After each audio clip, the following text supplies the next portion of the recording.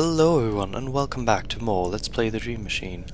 In the last episode we just got this prism mirror here, which we can use right away on the second cube we raised from the floor here. So let's do that. Yeah, you can't obviously. Oh, Victor. Alright, so now we have another mirroring laser thing here. Aha! A very inconspicuous gap from this in the wall here. There's a narrow gap between the walls. Alright. So we can actually make ourselves small and enter that. This was actually possible to do even before you used the laser to show where the gap is. What is this place? I've never seen anything like it. Yeah, well, there's a lot of eyes here. Beautiful. Can we throw the prism rod at them? That doesn't seem to work. Okay. How about shoot them with the gun? Nothing happened. Alright then, Victor. Yeah, there's nothing to do here. Just yet. It's actually not even that hard to see the gaps here. When I first played this, I discovered this on accident while the ceiling was being lowered. And it took me ages to figure out the ceiling puzzle because I also had these rooms and the room that's... well, this one room and the rooms that are coming up here, and it just confused me way too much. Well, that's fine. I just spoiled that there's another gap right there. Oh my god, no one could see that before. What? Whoa. Do you have anything different to say about this? There's a narrow gap between the walls. No, you don't. Of course you don't. Let's see what's behind here.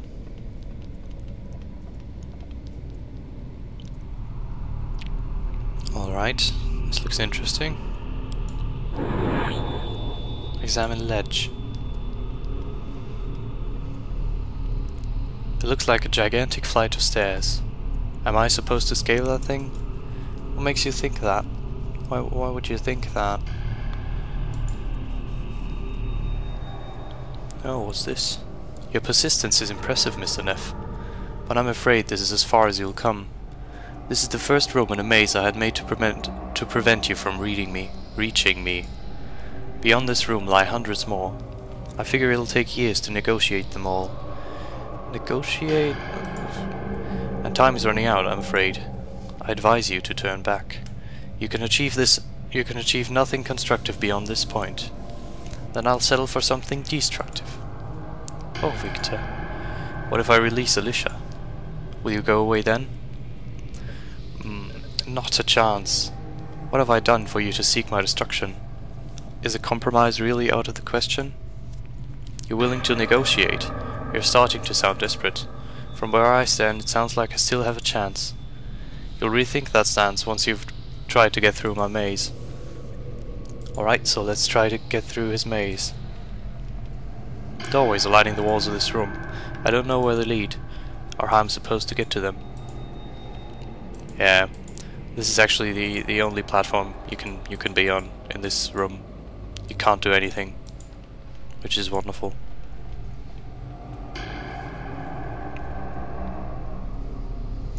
Oops. I hate to say that, but the machine might be right. There's no way I'll get through hundreds of those rooms. I'd better start looking for another way to get to the end of the maze. Alright. So we should probably look into that. Or look into the abyss that's right here again. Because why not? It's another shaft leading down as far as I can see. It's another shaft. That's hardly a ringing endorsement, seeing as you can't see very far. Legion? I had a feeling I'd be meeting you again. The anomaly remembers us. Oops. Do you have more help for us? For me? You've come to us for help? You helped me before, right? You're not big enough to get ahead on your own. Well, I wouldn't put it exactly like, say it. Say what? Say I'm not big enough to get ahead on my own. I'm not big enough to get ahead on my own. My life is a string of belittling defeats. My life is a string of belittling defeats. I'm too insignificant to rise to a challenge. Too insignificant to rise to a challenge. Say, I tend to dwell on minor, unimportant details. I tend to dwell on minor, unimportant details. My life is but a parenthesis in the grand scheme of things. My life is but a parenthesis in the grand scheme of things. Say, I think small and don't realize any of my ideas. I think small and don't realize any of my ideas. Say, I'm shallow and small-minded. I'm shallow and small-minded. Say, even my dreams are small and claustrophobic. Even my dreams are small and claustrophobic. Say, I mean little to other people. I mean little to other people. Say, my life is a string of belittling defeats. Well, I've said that already. Then do you see the pattern? What pattern? Then you're not listening. Life is a string of belittling defeats. I don't want to say that. You don't need our help then. How is this helping me? Listen carefully. Now say my life is a string of belittling defeats. I don't want to say that. Blah blah blah, I want your help. And say my life is a string of belittling defeats. I've said that already.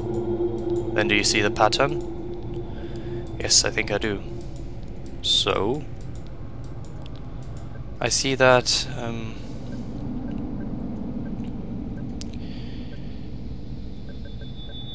you're trying to make me feel bad about myself. No. You're not listening. Ah, Jesus. Okay. I've said that already? Yes, I think I do. So? I see that you keep alluding to my size. Yes. Too small. I need to become bigger? Yes. How do I become bigger? Is there another gun I should find? Cross the void. Breach the wall. How do I do that? You meant the chasm in front of the creepy eyes? Hello? Hello? Well, I guess that's all we'll get from them. And by the way, Victor being too small and wanting to be bigger isn't funny at all. No way. Let's go back here. Oops, Victor teleported a little bit there. That's fine.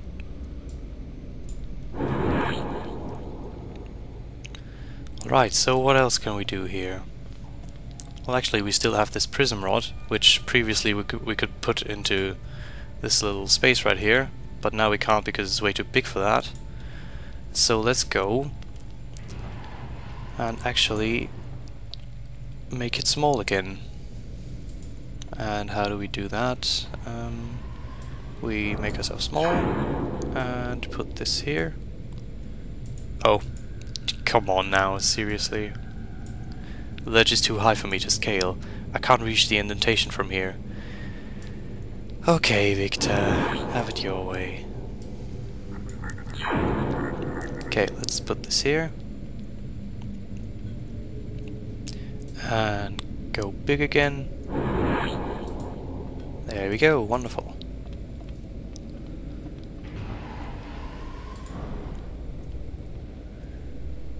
Alright, so now let's first turn this laser here to where we want it to be, which is right there. Oops, don't leave the dream, please. Thank you. Okay, so let's put this prism rod right here. And there we go, we have split the laser into two, so let's see what that does. Over here is the void we're supposed to cross. This is our new goal, I guess.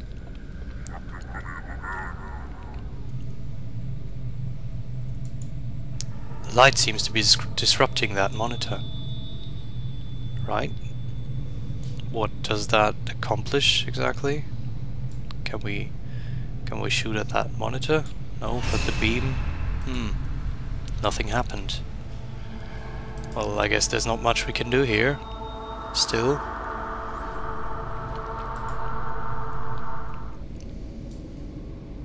Okay, what about the other side?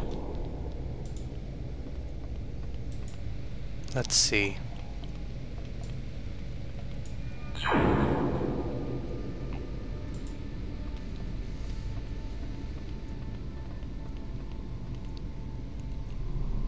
Oh, what's this? Hello, inventory, thank you. Follow path. There seems to be a thin path leading out from here. I would never have seen it if it wasn't for the beam. I wonder where it goes. Alright, let's see where it leads.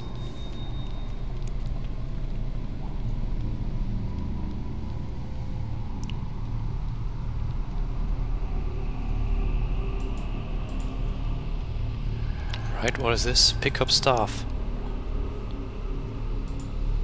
It's a staff with a strange crystal on the end. Alright then.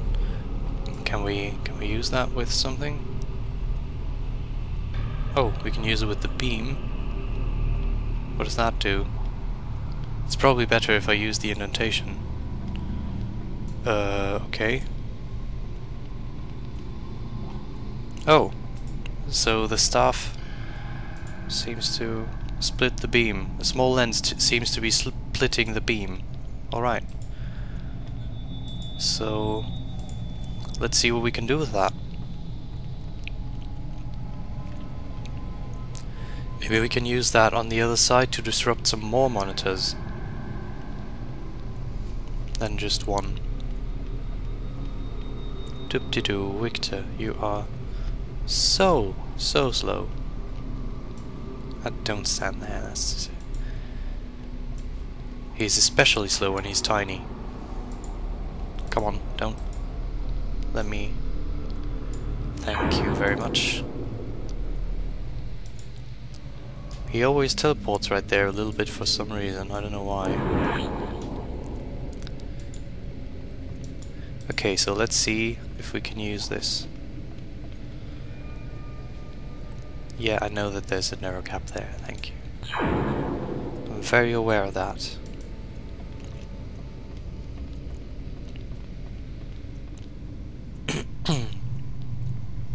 Alright, so let's see if we can use this. The staff is too small to reach the beam. Well, great. Okay, so we need to make it bigger.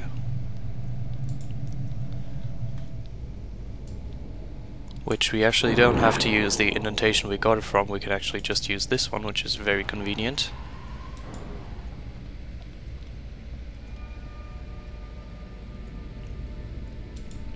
Alright, so first get on top of the ledge, so that Victor can't complain.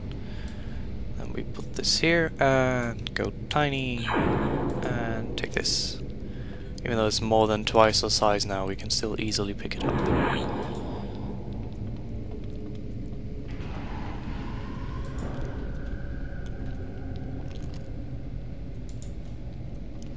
Alright, so let's try this again.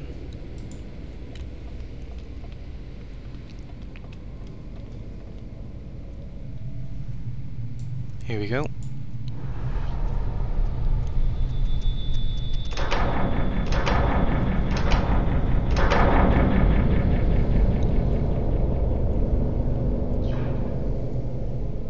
That was too much for the screens to handle. But what did that actually accomplish? Yeah, what did it accomplish? I managed to turn some of those creepy monitors off.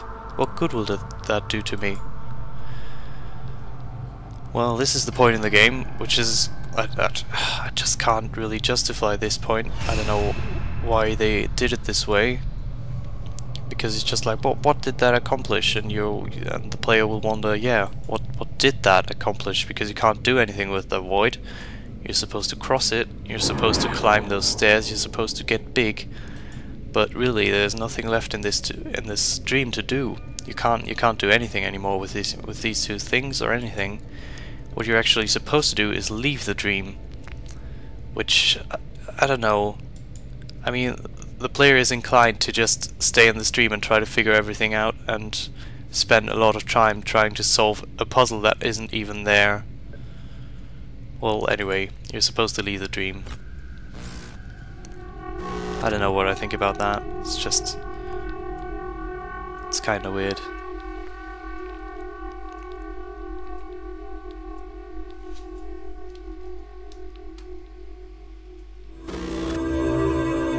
Anywho, here we are back in Martin's apartment. At least I managed to blind some of those creepy eyes. I can always come back later. Okay, let's take those two devices with us. And I mean, there's still one dream left to do, which is the other tenant's dream, Selma Theed's dream. But she won't open the door for us anymore. Or at least Victor won't actually walk in there. Alright, so what can we do to actually get her to sleep? Well, maybe we can first of all try just gassing her, just like we did with the other guy.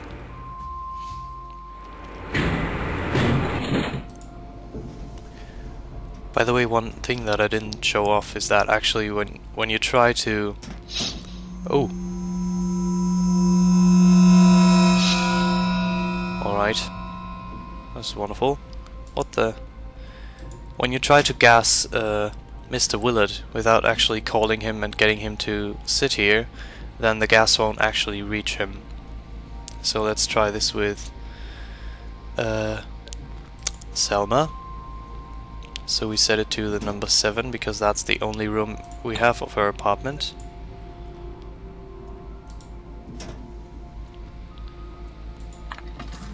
Let's see whether this works.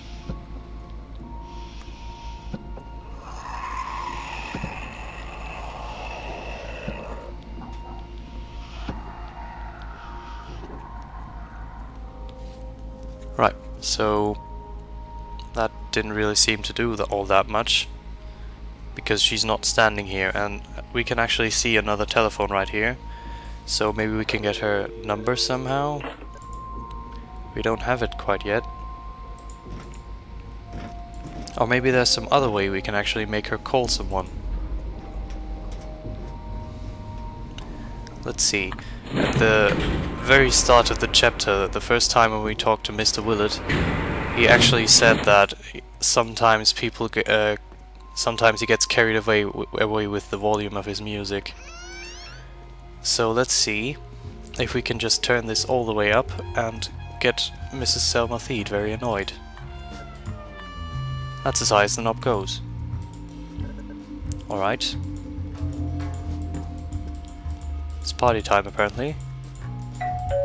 Oh, hello. Oh wait, let me... hello? Anyone there? I guess not. Yes? You again? I was about to ask you to lower the volume, but I think I see a pattern emerging. Are you trying to disturb me intentionally? Do I have to get the landlord involved in this? You think he wants to join our party? You want me to call and ask? Because I will. I've almost had it with you. You want me to call him? Please do. It had to come to this, huh? I tried to be reasonable with you, man. Are you sure you want a complaint filed against you on record? Because that's where this is heading. I'm sure. I'm getting a weird vibe from you. Have you taken something? Just a lot of coffee. Uh-huh. Can you ask Martin to pop over when he's done? I want to talk to him before I'll do anything else. I'll see what I can do. Thanks. Alright, well... she still didn't call Mr. Martin, which is... Mr. Morton, which is unfortunate. Because that's what we want her to do. So what other way is there to disturb her? I mean, I guess we can try ringing this doorbell a lot. That's pretty annoying to me. That's a lot more annoying than the music. Of course, her doorbell is disconnected, which is really unfortunate. Alright, so what else can we do? I actually was stuck on this puzzle for quite a while, which is another reason why leaving the dream is such a weird thing to do, because just getting into Selma's dream is so, I don't know, so unobvious, I guess? I don't know a proper word for it. Anyway, here in the elevator, there's actually this alarm button, this huge red button that you really don't pay any attention to, because when you press on this elevator, then the only thing you pay attention to are those 4 buttons here, and this you just kind of blank out. But in this situation, it's actually what you're supposed to do. Victor? Hold on for a second. There, that's better. Are you intentionally trying to piss me off? This is starting to smell like harassment. The elevator doors got stuck, but the problem sorted itself out, luckily. Then I'm calling that damn landlord. He has to sort this out. I've been worried about that shutty elevator for years now. That would be great. That thing's a potential death trap. I'm calling him right now. Okay, wonderful, you go do that. While we go down to the basement and gas you.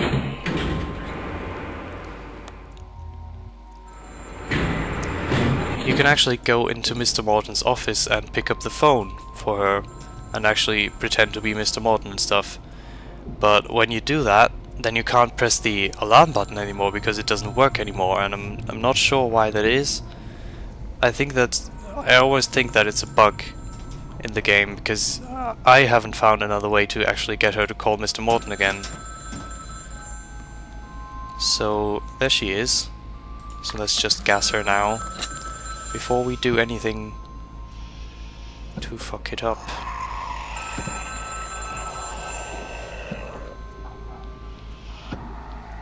So yeah, if you actually picked up the phone for her, then you can just load your previous autosave and it'll be fine. Then she will be calling Mr. Morton again. Alright, so we put her to sleep, which is wonderful. Is the telephone gonna just ring? Let's pick it up, I guess. Hello. No one there. Yeah, obviously. Alright. Let's go see how she's doing. I guess we know that already.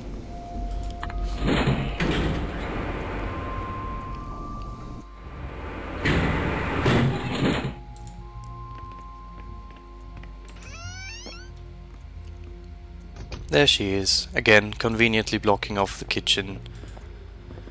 And I guess we will enter her dream in the next episode. So yeah, bye.